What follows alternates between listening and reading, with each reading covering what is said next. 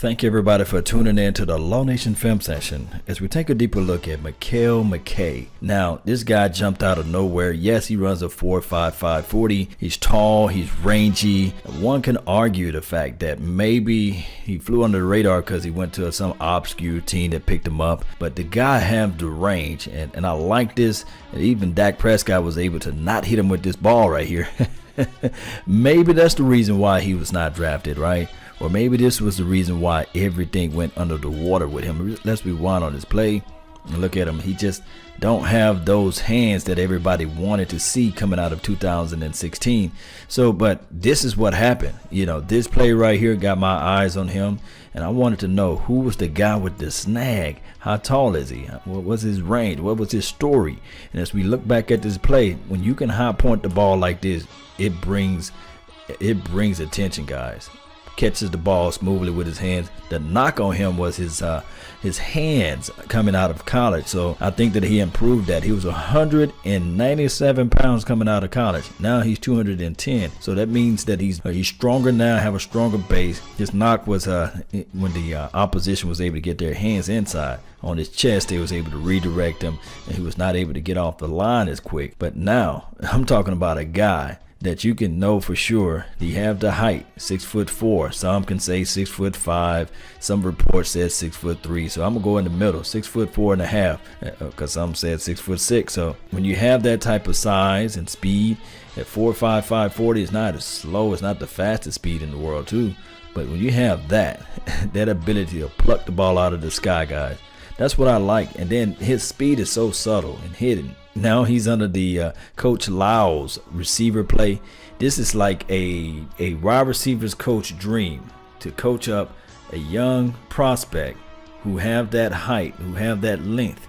Now you can put your skills to say, hey, this can be the guy that we mold and shift and make ourselves. Let's rewind this thing right here. Just to snag the ball out of there, man. You guys know I love when a player is able to do this. Give me this ball. That's everything.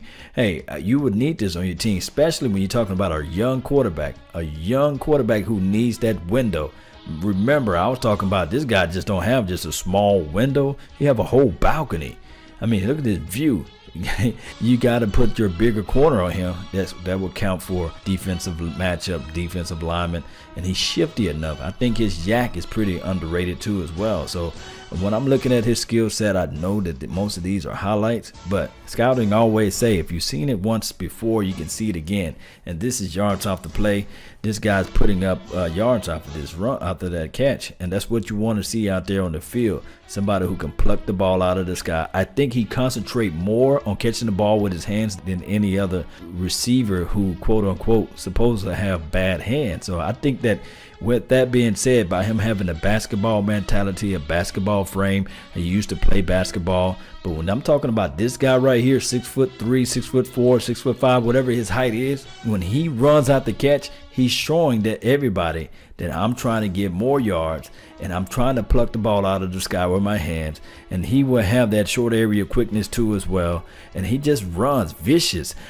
I like what he brings, and the scouting report says that he can block down the field too as well, a willing blocker. So that speaks what his mentality is about. I really want to see this guy grow and see. Look at that catch right here. Let's rewind and look at this catch, man.